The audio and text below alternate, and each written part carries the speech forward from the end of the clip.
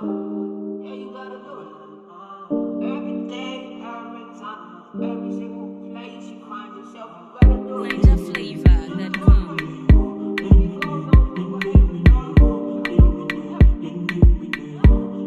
I'm rolling on your wheel now.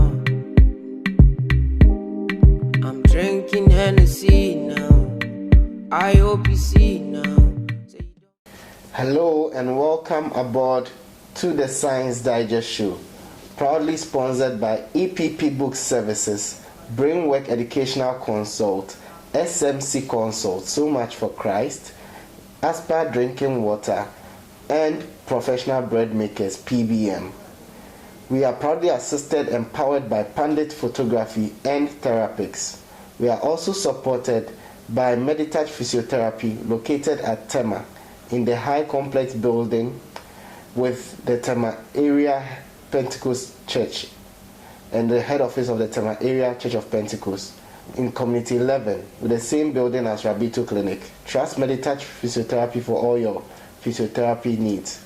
We are also supported by Advocate Healthcare at Lakeside Estate, opposite the Sweden Ghana Medical Center.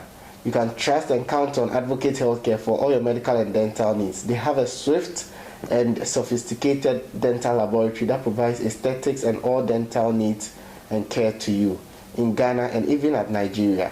So count on Advocate Healthcare for all your medical and dental needs. Thank you. On the show today, we have an interesting guest, and we are at the center of no other place but the Center of Learning, University of Ghana, specifically at West African Center for Cell Biology of Infectious Pathogens. And we are with a wonderful guest, an old student of Akosombo, and then he's also an old student of Presec electively, or he's a Presec affiliate. He'll tell us more about that. We are with no other person than the Science Ambassador and the Head of Advancement at Waccbip. He's in the person and the name of Dr. Yao Bediako. Welcome to the show. Thank you. You're welcome. Yeah, so tell us, who's Dr. Yao Bediako with all these accolades? Oh, I guess at the end of the day, Dr. Bediako is a scientist. I'm an immunologist. Okay. I study, or I seek to understand specifically how our immune systems respond to infections, Okay. And how that knowledge can be translated into whether it is new therapies or vaccines that would prevent disease. Oh, okay. So immunology has got to do with what? Can you break it down for my guests? Immunology basically has to do with the immune system. Okay. So when you hear immunology, it's just the study of the immune system. Okay. Understanding how the immune system works, the components of the immune system, how the immune system responds to disease, and so could be taken advantage of to create new therapies or vaccines. Wow. But on the other side, also understanding how the immune system can be responsible for disease. So when you think Okay. of autoimmune diseases, in this case, the immune system is not functioning optimally, and you have conditions that arise out of it. So immunology is a broad field that really tries to encompass the how immune function. Okay. But typically you find that there will be people who specialize in different aspects of the immune system because it's so broad. Wow. So that means COVID-19, you play a key role there.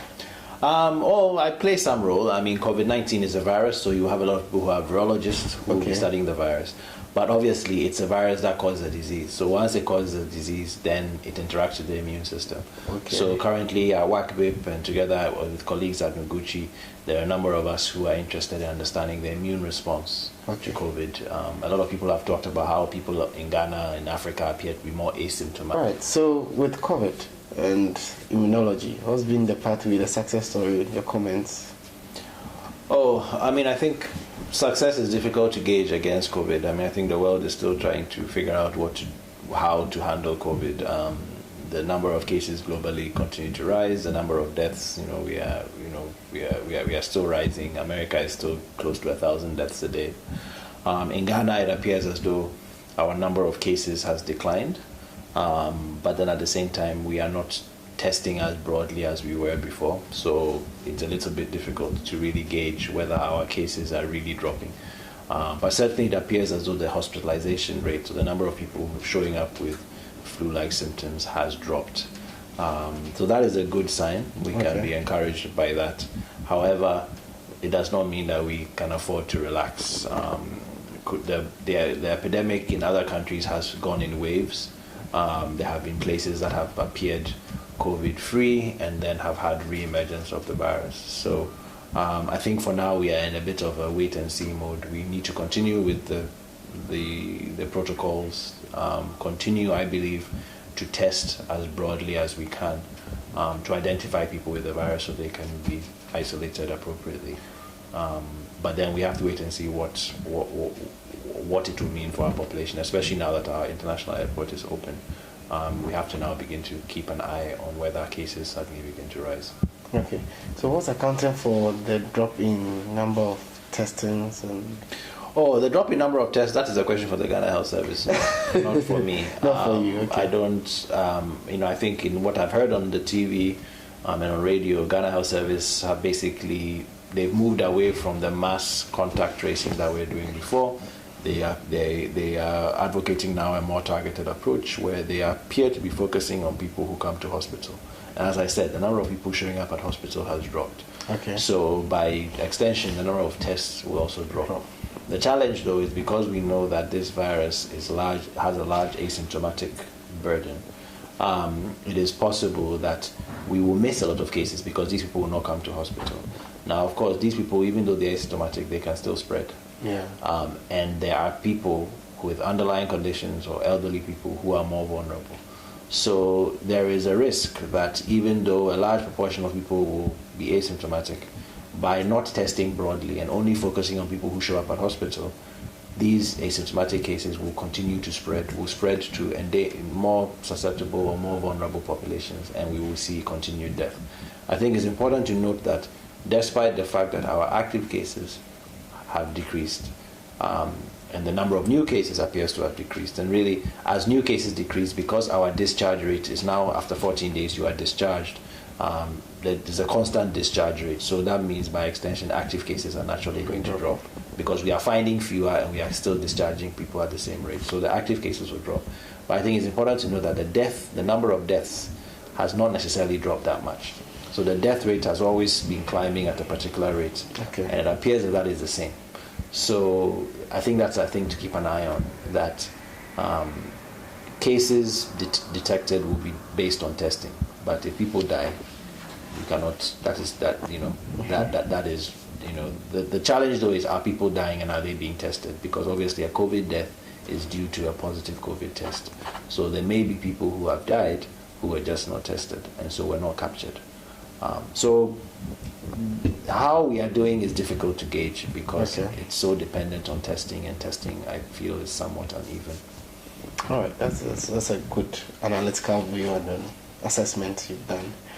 So let's zoom in on yourself, Dr. Bediako. What was your pathway of life like? How did you start?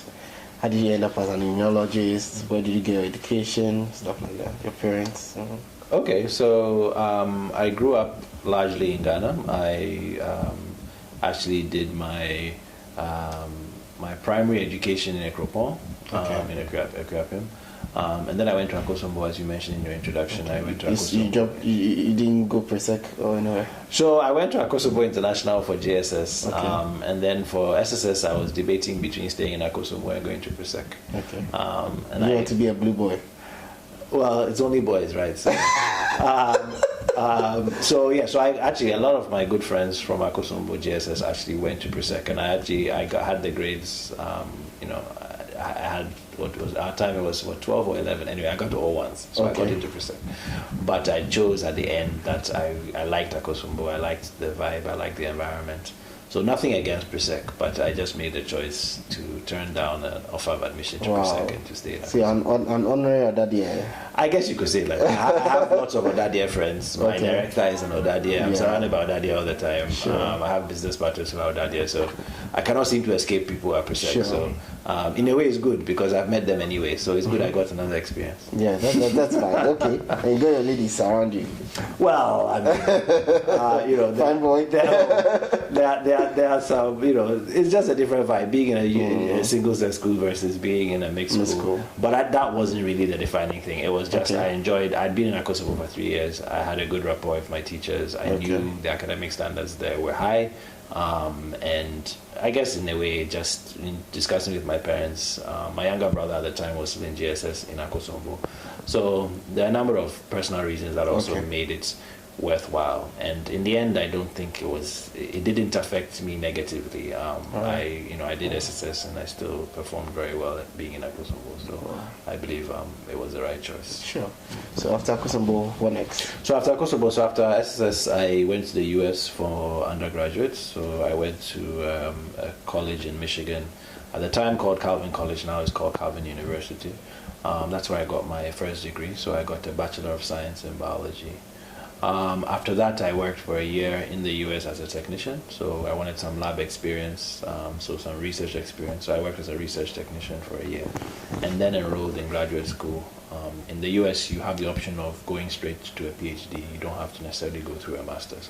So I enrolled in a PhD program at Northwestern University in Chicago, which is very good. They have a very good medical school and a very good biomedical PhD program. And so I enrolled there and was there so this was 2005. So yes, so I started my PhD in 2005. And because there's no master's, the American system, you have a bit of a longer, it's more than a 4-year PhD. So it was, 6 years. Wow. PhD. Yes.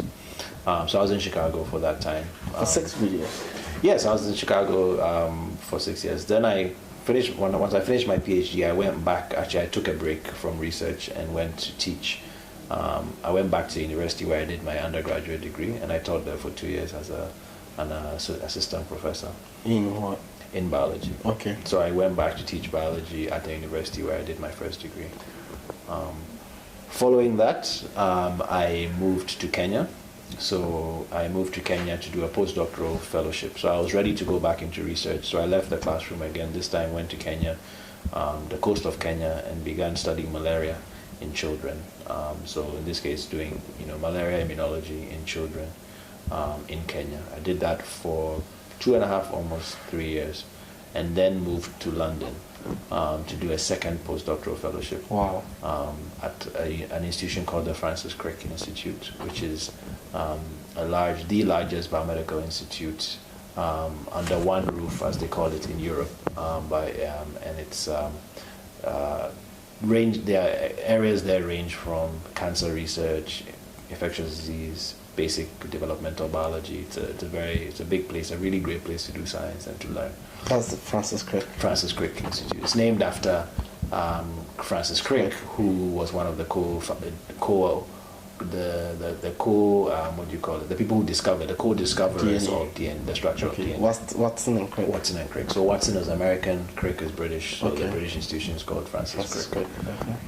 And so I worked there for 4 years, and then in 2019 relocated back home. I'd always wanted to come back to Ghana to spend my most productive years. Wow. So opportunity arose. I met Professor Awandari, who is the director of Waccbip. I met him in London sometime in, I believe it was 2015 or 2016, when he actually was winning an award as the top young African scientist. So I had the opportunity to meet him at that award ceremony. He told me about Waccbip. It sounded like a great place to work. I'd always been looking for opportunities in Ghana. So we kept in touch. And by God's grace, in 2019, opportunity arose for me to relocate. Okay. And now I'm fully based here at the University of Ghana. Wow. Did you come back because your wife is here? My wife came here because of me. So my wife is Kenyan, so she was actually working in Kenya. Okay. But once the opportunity to work in Ghana came, then she's also a scientist. So thought as much. So she also we looked for employment opportunities that would suit both of us. Okay. So she's also an employee of the University of Ghana. Okay, but different department. She's sort of. She manages the sequencing facilities at Waccbip and Bediako. Okay. Oh, So interesting. she's in charge of next gen sequencing at the University of Ghana. Oh, okay, that's interesting. Wow. So, what are your core values as a person? Because you've been through a lot of learning and laboratory work and teaching as assistant professor, all that. Core values. Oh, I mean, I think that many of us try to live by, core values of integrity, honesty, hard work.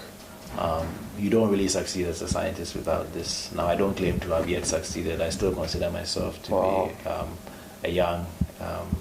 Young? Oh yeah. After all that you've achieved 6 years of Yeah, PhD. but I'm still young. I'm not yet 40.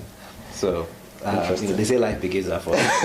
So you've not begun, yeah? I've not even begun. Then you have not started. I have not started either. So no, I consider myself, even within my career, there's a lot left to try to achieve. The moment you get comfortable is the moment you become irrelevant. So you cannot be lazy. You have to keep pushing. Wow. So I think you have to work hard, Sure. and that's what I tell students. Students that I have here and elsewhere.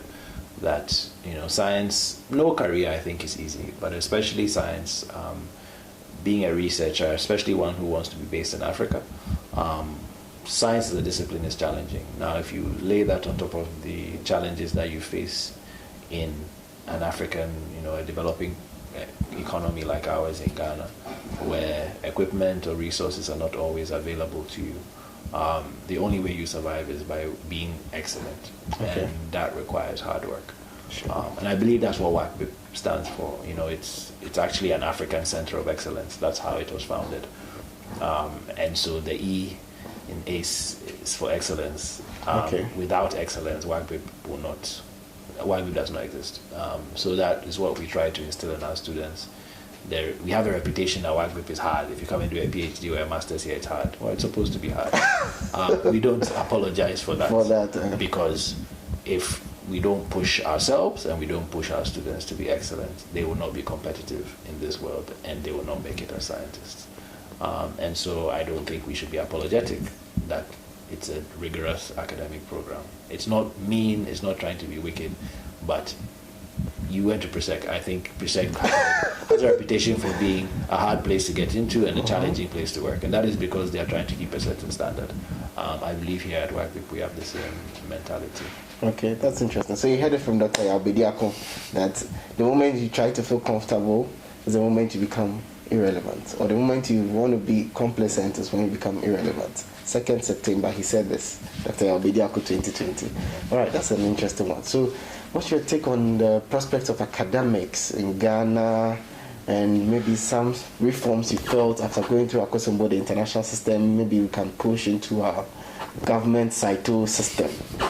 Oh, I mean, I always tell people Akosombo, it's international in name only. We were very local. I mean, we did both. We kind of blended. So we sat for Cambridge GCSEs, but we also took the WASI exams. Okay. But no, I mean, I think my exposure internationally for university and then graduate school is what I think I try to bring into my work here. Okay. So I can speak more probably about tertiary education. That's fine. I think the University of Ghana is revered, is looked upon as one of the leading African universities, but I don't believe that we should be comfortable. Just like that, we should be aiming to be not just the leading African, we should be aiming to be a leading global university. We should not compare ourselves to universities in Nigeria or other African countries. We should compare ourselves to Cambridge, Oxford, Harvard, MIT. So we have a ways to go in that regard.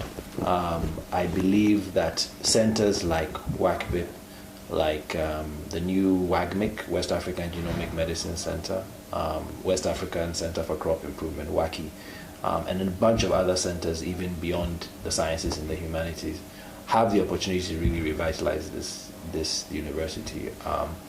The university seeks to become research intensive, and that is because there's a recognition that in order to train the best people, provide the best environment to adequately prepare young Ghanaians to take on the challenges that are to come, then research has to be an important component, whether it's in science or the humanities. As a scientist, obviously, I can speak more about science. Science is not theoretical, science is practical. And the only way we will be competitive internationally, and the only way we will solve our own problems locally, is if we have people who can innovate, who can see a problem, not just wait for somebody to give them a solution, but try to come up with a solution themselves. And that is what science is really about. It's about identifying a problem, making an intelligent or a knowledgeable guess about what might be the reason and what might be a solution, and then finding ways to test these solutions to identify the best. That is, in a nutshell, what being a scientist is. The only way we train people to be scientists is practical, and that is via research. Now, in addition to training, institutions like this around the world are responsible for generating knowledge. So you don't just, the university, at the undergraduate level, yes, it's mostly about teaching. But the university is much more than just up to level 400. They are masters and PhD students. They are not here necessarily just to get trained. They are here to generate new knowledge. And I think what we need to do in Ghana is to empower our universities to be knowledge producers, not just knowledge imparters or people who teach students things that are in books. But we should be a place where we generate new knowledge that goes into books that can be passed down to the next generation. And that really happens at the graduate level, and that happens as a result of research. So centers like Waccbip need to be empowered, need to be funded sufficiently to become world-leading centers of excellent research. When we do that, we'll begin, to solve our own problems. Everybody's asking, why can't we develop a COVID vaccine in Ghana? Simple reason is we have not invested sufficiently in our biomedical capacity. Noguchi has existed since the late 1970s. Waccbip is only 6 years old. But Noguchi is still heavily funded by the Japanese government. Waccbip was funded by the World Bank and the Wellcome Trust. We have funding from the NIH, we have funding from the UK. All of that money, the common thread to everything I've said is overseas money. Where is the funding from the government of Ghana? And so that, to me, in terms of our sustainability, till the largest funder of research in Ghanaian universities is either the government of Ghana or private Ghanaian industries and businesses, we will still be coming up short. The same is true for KCCR. When COVID broke out, the two places that were best equipped to deal with it were KCCR and Noguchi. KCCR is German funded, Noguchi is Japanese funded.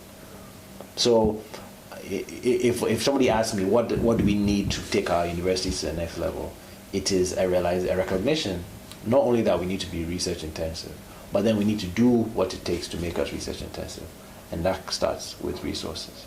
So I know that there's currently a bill in Parliament called the National Research Fund, I believe. I would ask that, it's been there for 2 years and hasn't gone anywhere. I would ask that the government and Parliament pay attention and don't just fund it at a low level. Research that I do is expensive. Research that we do here, $1 million doesn't go very far. The annual budget of the center I worked at in the UK, the Francis Crick Institute, is £110 million. So every year, the institute spends a minimum of £110 million. So that is one center in London.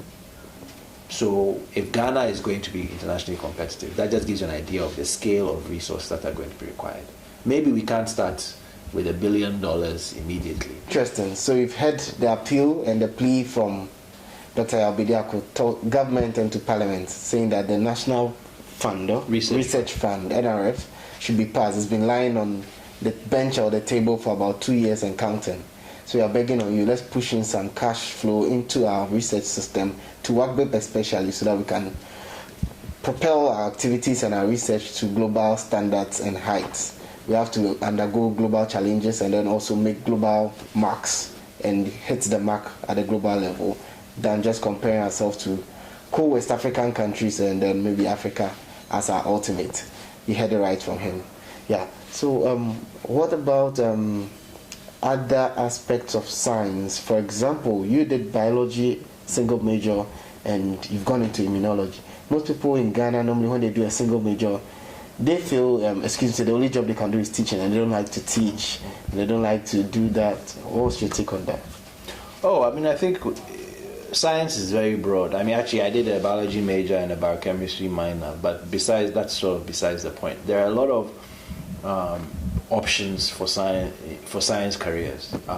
It's not just, I think in Ghana we focus too much either on medicine or on teaching. So if you don't get into med school, then you go and get a degree and you try and teach. There are countless jobs, some of which admittedly are not yet available in Ghana, and that is where I think we need to be also addressing. If we generate more research, maybe not just research within the universities, but we generate private research centers and private scientific enterprise, all of that will spawn jobs that can absorb the numbers of people that are coming out of our universities. But these days there are computational biology, there's computational bioinformatic jobs where people who actually don't take biology but are computer science majors or people with programming experience actually end up doing biological work, data management. There's a lot of data that is generated by biology that requires people with computational skills to analyze it. There are obviously research jobs, whether it's research assistants or research officer jobs where you actually have hands-on work. Those people have biology degrees but don't do either medicine and don't necessarily teach. Obviously, there's the medicine, there's the nursing, there's the more professional, pharmacy, nursing, dentistry. All of those still exist and are available to people with biology degrees. But even as somebody who, like myself, goes forward and gets a PhD, I believe that I didn't get a PhD so I could teach. Right? I do some teaching and I enjoy teaching and I enjoy, interacting with students. But I got a PhD because I wanted to do research. I got a PhD because I wanted to be an expert in a particular area of science, and I wanted to have the tools required to explore for myself. So people with PhDs, oftentimes we are people we like to explore. We see a question, we want to ask why, and we can spend our whole lives asking why. So it's not for everybody, but I think that there are a large number of people in our universities today who actually have those characteristics, but because they don't see it as a viable career, because all they see is, I'll just have to be a lecturer and teach, they don't push themselves to see that there's more to it. Now, of course, this is not to besmirk lecturers. We need lecturers. Some people are good researchers and terrible lecturers. I've had a few of those in my experience, in my academic journey. People who are really good at research but are terrible lecturers. And then the reverse is people who are really good lecturers but are not so interested in research. So you need both sides. So I think people need to ask themselves, what am I interested in? But certainly science is much bigger than just becoming a lecturer or becoming a doctor. There are people, I have colleagues who are scientists who went to get law degrees and are now working on intellectual property. As we move into a genomic era, there will be a lot of legal issues that need to be understood when it comes to ownership of data, ownership of patents as it relates to human data. So there's a lot of interest in. So if people are interested in law, you could actually I have a friend who got a PhD in biology, went and got a JD. In America now, law firms actually will hire people straight out of PhD from biology degrees, pay for them to go to fancy law schools and employ them as partners in law firms. So that's another alternative. You can go into publishing. There are colleagues of mine from the US who got PhDs in biology, decided I don't want to go back into academia, and instead have gone into publishing. They are now editors of big journals like Science and Nature and Cell. So there are a variety of roles that you can play. Advocacy work, engagement, public engagement. There's a lot of the time people like me talk on TV and people don't quite grasp it because we are too technical. There are people who are very good at communicating science to the masses. That's another career. So I think, having a biology degree or a science degree doesn't limit you in any way. In fact, there are many, many things you could do. You just have to sometimes think outside the box. Interesting. So this show is powered by SMC Consult. So much for Christ. SMC Consult to the ends of the world. We can contact us on the number 027-441-7622.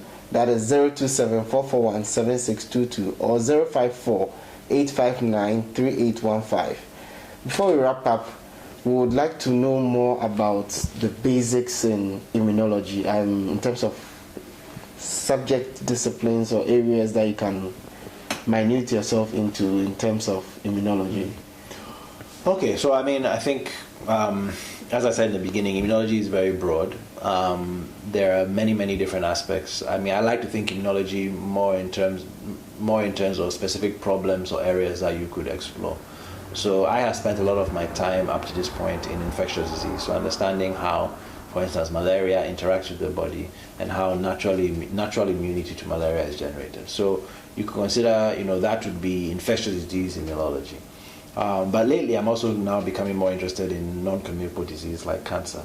Cancer there's a lot of cancer immunology that is out there in the literature that requires to be understood. And unfortunately, when it comes to non-communicable disease, much less research has been done among African populations. So there's a lot that we don't understand about cancer among Africans. And so that is an area that I personally am looking at getting into. All the new fancy treatments for cancer, majority of them are called immunotherapies. When you see immunosector, you know there's something about the immune system. Basically, it's a way to try to use the immune system to fight cancer, as opposed to the more toxic, broad spectrum sort of treatments that have been used in the past. As I said earlier on, autoimmunity is a big area, whether it's arthritis, whether it's lupus. There are a number of diseases that are autoimmune. Diabetes is another one, that are basically your immune system attacking your own body. So that is a whole area that somebody could focus on. So you could be a rheumatologist, or you could be an expert in autoimmunity. You could be an expert in infectious disease, like I said. You could be an expert in cancer immunology. You could also just be an expert in basic fundamentals, so understanding how the immune system comes about. So there are people who spend their whole life doing studies maybe in mice or in cells. They are not studying a particular disease, but they are studying the things that goes into our textbooks. So how do T cells develop? How do B cells develop? How can we understand that? And then that knowledge can then be taken to somebody who makes a vaccine. So vaccinology is another large field within immunology that focuses, as the name would suggest, with vaccine development. So right now, COVID is dominating the airwaves. All those vaccines that are currently in trials are being developed by vaccinologists. There are people who specifically focus on trying to develop a vaccine. Okay, that's a nice one there. I want to give some shout outs before you give your shout outs. Shout outs to Dr. Bediako, and she is a general surgeon at Kolebu. And also shout outs to Dr. Sandra Hewlett and Dr. Matthew Boama of University of Ghana School of Medicine and Dentistry. Dr. Matthew Boama is with the Department of Maxillofacial Surgery. All right, so I want you also to give some shout outs to your loved ones and people you want to give shout outs to. I mean, I'll keep mine simple. I'll just, I guess shout outs, right? Yeah. Shout outs to all the science students in Ghana, whether they are primary school students who are interested in science, JSS, SSS, people in the universities. I think then, I would wish that they would be encouraged, that they would keep pushing, they would not give up. It can be challenging, it can be difficult, it can feel like you are not making any progress. But I like to encourage them that, science is necessary for our country to develop.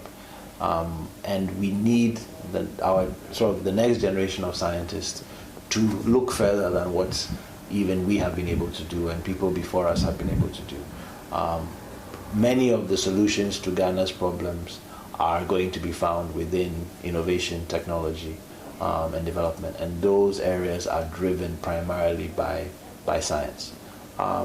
So I would encourage them to keep pushing and to keep dreaming, because ultimately great discoveries come from people who are not afraid to dream. Do not hold yourself back, do not doubt your capacity, work hard, and dream big. Wow, that's a nice one. Work hard and dream big, and do not fear to fail. That's a nice one from him. You've done a lot of good adages and punchlines today. So science ambassador, what do you do? Oh, it basically means my role here, it's science ambassador and head of advancement. Advancement really is fundraising, and I won't quite call it public relations, but trying to raise support. So my role at Waccbip, in addition to being a research fellow and being responsible for looking after graduate students and doing research, is also to try to build relationships between Waccbip and international organizations. So other universities, other partners, with the aim towards attracting support to continue the work that we do. Oh, interesting. Okay, and that's also part of the science ambassador. Yeah, so the science ambassador, it's sort of when I go, well, now with COVID we are not traveling much, but usually when I travel, I give a talk. I will give a little bit of some information about Waccbip. I try to spread the word. So an ambassador, Ghana's ambassador to a particular country is responsible for taking Ghana to that country. So my role is to take Waccbip around the world, to get people to understand, to hear about what we are doing, because science is reputational. If nobody knows you or knows what you are doing, it's very hard to attract funding for what you do. But I believe, and we all believe here at Waccbip, that we're doing some pretty exciting things. But we need the world to know. So one of the ways we do that is a position like my own, where basically I'm the trumpet boy. I'm supposed to go out and explain to people that, oh, look, there's something really interesting happening at the University of Ghana. You should check out our website. You should check out the papers that we are publishing. So that is what it means by Science Ambassador. But yeah, it's a sort of a cool title, Science Ambassador, Head of Advancement. Wow. It's the same thing. Nice one. So in blowing your last trumpet, what will be your conclusion words? I guess I'd like to finish on an optimistic note. I believe that centers like Waccbip at the University of Ghana, and I mentioned a few other ones, are an indication that Ghana is moving forward. We are not where we used to be. We are not where we want to be yet. But we are not also where we used to be. And so I believe that there is room for optimism. There is still plenty of work ahead of us, but we are moving in the right direction. And I believe, what gives all of us encouragement is that ultimately our raw materials are almost limitless. And by raw materials, I'm not speaking about gold or cocoa, I'm talking about the human capital. The young people that come through this university every year are comparable with the best minds anywhere in the world. All they need is an opportunity. And so my prayer and my hope is that we will find ways to provide them those opportunities that are on par or even better than opportunities they'll find anywhere else. And that by doing that, we will lose fewer and fewer of them. Because people like myself, I think if you looked statistically how many of us go and come back, we are not that many. Thankfully, more of us are beginning to come back. But my dream is that we will get to a point where there is no reason for them to travel to get training. My generation, many of us had no choice but to go abroad to get the best training available. My dream is that in time, we will, our duty is now to provide those opportunities locally so that the next generation does not have to go abroad. They can go abroad for holiday, come back, but they do not have to go abroad to get world competitive training. We'd like to commend you for coming back. It's not about who goes and comes, and we always have brain drain, but you decided to add to our brain stock in Ghana. God bless you for that. This has been the Science Digest Show brought to you by EPP Book Services, SMC Consult, So Much for Christ. EPP Book Services is located opposite the University of Ghana Old Main Entrance on the second floor of the high-rise building of the University Mall or the Legon City Mall. You can contact them for all your books. They have a playground for kids, and they have an eatery too that you can hang out with friends for meetings and hookups. Also, we are proudly sponsored by Brainwork Educational Consult located at North Legon, and we are also assisted by professional bread makers Aspire Drinking Water at Adenta Frafraha. Drink Aspire Drinking Water. What are you aspiring to be? An immunologist, a biochemist, whatever you want to be. Yes, you can be. Dr. Bediako says, don't give up, and don't give up on yourself, and do not fear.